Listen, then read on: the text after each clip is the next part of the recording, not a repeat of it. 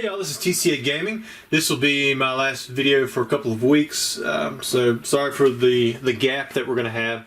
But anyways, I'm going to show you guys some pretty cool stuff that I got in, and we're going to open up some packs like normal. And so the first thing I got in was another one of these.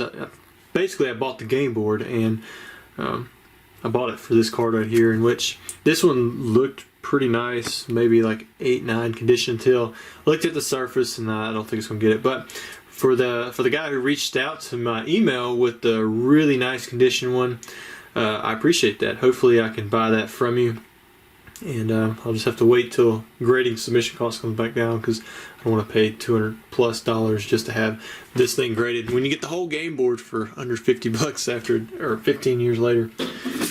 But I also bought this right here. Now normally I don't buy CGC because I'm going for the PSA 10, master set in the registry. However, I can't find this thing in PSA 10. It's not even a tough grade. It's a non-holographic Charizard card. But I saw it for CGC for 150 bucks for the pristine 10. So I'm like, I'll just go ahead and get this. And I figure if the prices ever come down, I'll just try to cross it over. Or I'll just keep it as a CGC or a CGC 10. I mean, it's a nice gold label pristine. It's not 4 10s across the board. It said there was something off with the centering, but it looked pretty well centered to me. Maybe a little to the right. I mean, I don't know. That'd have to be what it'd be. It's hard to even see the borders on this card, but I guess they could see it with their technology and stuff. But if you do have this card in a 10, I'm looking for it. I don't think it'd be that expensive, really. Because it's a non-holographic Japanese new bag Charizard, it'd probably be like one of the most simple 10s to get out there. The card itself is about 15 bucks or so. Next up, I bought a Yu-Gi-Oh card. We have a Torrential Tribute. I told you guys I really like this, and after that purchase I went out and blew $600 on this card. But I really like it. It's one of the cheaper first edition PSA 10s, ultra rares from that time period. For me, I liked playing this card in my deck. Basically, you can activate it when a monster is summoned, including flip summon or special summon. It destroys all the monsters on the field. And I like this because it kind of gives me control. Like when I was playing, I liked having control over the game and being able to destroy everything with Cyberjaw or this or something else at different times. Because usually, if I wiped the field clean, then I was usually pretty good to come out with something pretty kicking the very next turn, because I played a lot of strong 4-star monsters. And what that means is I can lay them directly on the field. It's almost like a really strong Charmander, if that makes sense. Or having a lot of strong basic Pokemon versus having evolution Pokemon. Plus, if you did this on your opponent's turn when they summon a card, then they might not have the opportunity to summon another card, and the field's wiped clean, so is your side, but then you can bring another one out. But anyways, I thought it was for me this was a pretty cool deal, and I like the artwork on it. I know it looks like this blue water wall type deal, but yeah, like I said, I like it. It's going back in my personal collection. Next up is a big jump here in value. I'm going to show you guys the back side. Beautiful looking card. And before I show you the front side of this card, I actually bid on one of these through PWCC. I think I put in a bid of $32,000, which would have put the bid, at almost $40,000, after the buyer's premium, and I still lost. I can't remember what the final price was. And maybe I put in a bid of $31,000, and then I saw where $32,000 outbid me, because that could have possibly been the winning bid. But then one day later, I saw on Pallet Town Pokemon on Instagram they had this card up for somebody was asking $40,000. I made an offer $35,000. The guy, he did not take the deal. He said that he wanted me to wire the money to him first and take the responsibility of like all the other stuff. So I told him I wasn't willing to do that. I told him if he wanted to wire, he could send to me first, or I could pay, where I have protection, and I don't mind paying up first. But he kind of wanted both, and so that's definitely not something that you would normally want to do unless you really, really trust somebody, or that they are a very well reputable name in the community that isn't going to put their business at risk for any amount of money. So that didn't work out, and then this one come up on eBay and actually won it for $28,000. So I'm glad that both of those two deals fell through. And you can see it right here. This is a base set Charizard, no rarity symbol, but it's a mint 9. You guys know I want the 10. However, the 10 is so far out of reach right now for me, just because there's now 6 in the population. However, I wouldn't have the money at the moment to put, to pay towards this because it surely would be into the six figures. So for me, I'm gonna just hold off on that one until money's a little bit more disposable. I mean, it's pretty expensive for the car. I'm just now getting into Japanese stuff, but it's pretty much one of the most expensive Pokemon cards, out there, period. And who knows, maybe the next one will even go for higher than the last one did, which I believe rumored went for about $250,000.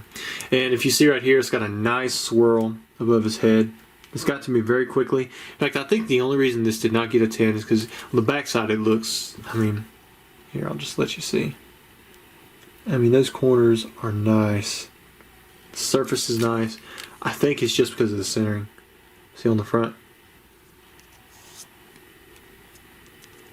And it's a lot harder with the Japanese cards just because the border is thinner, so any shift is going to make it look that much more apparent. But I'm very happy with this purchase. So we'll have that one set back, and if you have a 10, feel free to message me. Maybe we can work something out. Next up I have this right here. So if you guys are buying any booster packs, any of these Topps packs off my website, no, they're not going to be opened up until after the 19th. Most likely, maybe even a little bit later, probably like the 20th, 21st, because that Monday's probably going to be really busy for me. But for those of you who did buy in some, I went ahead and I decided to make this video before we headed out. And so this one is for Austin D. He bought 3 Topps Series 2 booster packs. If you do buy packs and you want them opened, message me. Not all of my listings have the options of ship sealed or open on YouTube. So you just got to let me know which one that you want.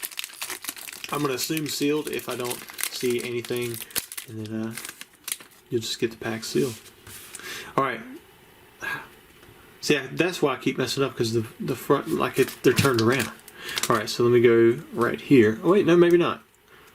We'll just go straight through. Okay, there's a Dodrio.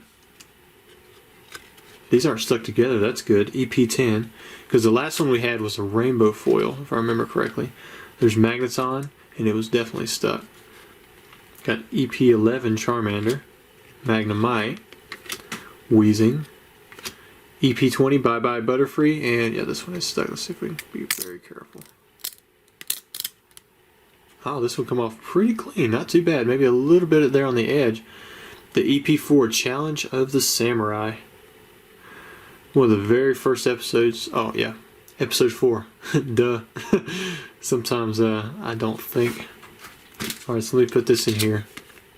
You know what? Hey guys, from that last video, I was really surprised at how many of you are super big supporters of MetaZoo. It's funny because I hear, every now and then you hear people talk about how this game is being pumped and dumped, but I don't. Who's dumping it? It seems like everyone there's so many people who are genuinely interested in this game. So to me, it's kind of cool to see how many people are jumping in, wanting to play this new game, and maybe it's because of availability. Pokemon's really not available, and MetaZoo really isn't either. But it's another option, for people to play out there right now, and we'll just have to see where it goes. It's very interesting to watch this game. Like I said, I really like Mike. He's a pretty chill guy, and he's been very helpful, very responsive. Anytime I send him a message. Rapidash. I think that's the very first one. No, or maybe it's the Ponyta. I want to say it's something weird like that between Series 1 and Series 2. EP15. EP8. Let's see what we got here. Very careful. Oh, that's a nice one. Mystery at the Lighthouse. Very cool. Got the big Dragonite in the background. Put this one in a sleeve.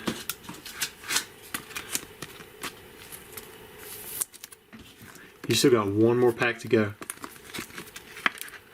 Now you can't get the actual character Dragonite in the Series 2 with the non-Chrome. Chrome has Series 1, Series 2. But with these, there's actually Series 1, Series 2, Series 3. And I believe Series 2 is number 77 through 116 or 115, something like that. So you will not, the Dragonite's number 149. So you would not be able to get, the actual character Dragonite card. So what I mean by the numbers, if you look down here, Magneton is number 82 in the Pokédex. So it's going to be within that range for Series 2. 85 Dodrio, got 108 Lickitung, got the Chansey, Krabby, EP19, the Ghost of Maiden Peak,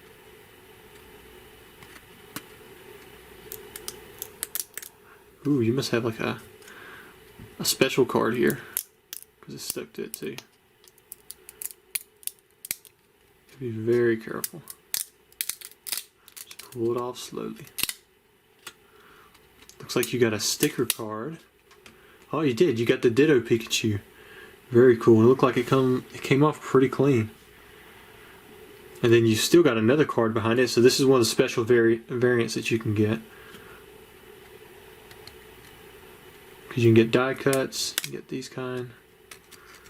Be careful with the sticker card because these are a little bit thinner stock.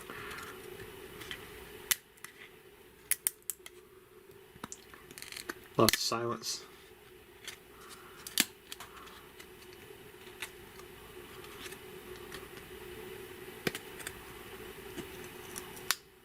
There we go. So there's your Pikachu, and then there's your Cassidy.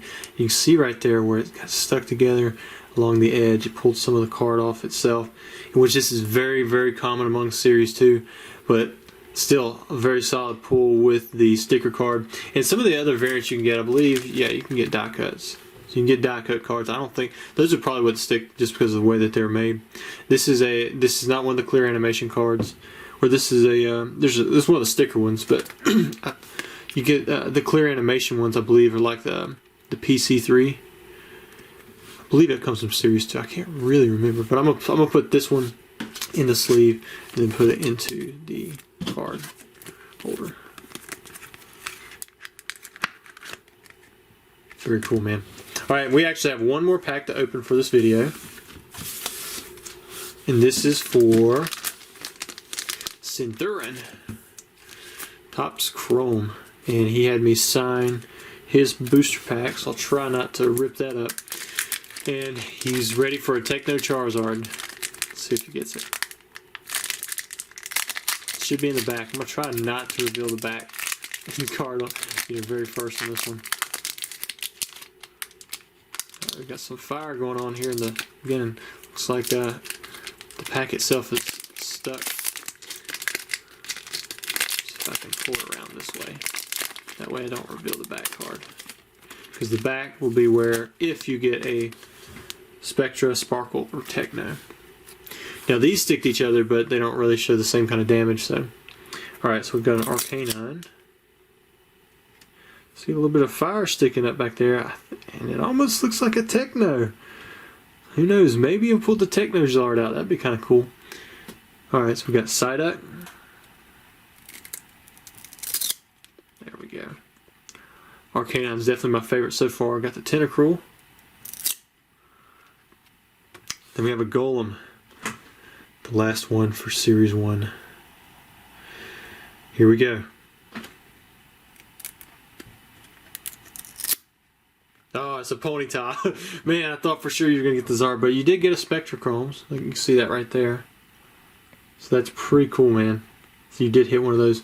I think someone was telling me the odds were like 1 in 2 for a single Spectrochrome, and it's like 1 in 12 and 1 in 18 or something like that. So you get, so for these you get a 30. This is a 30 pack box, so I guess you get 15 of these per box, and then you would get, was it 12 and 18? So I mean, I guess you'd only get 2.5 per box for the Sparkle, and then for the Techno you'd be looking at just over 1.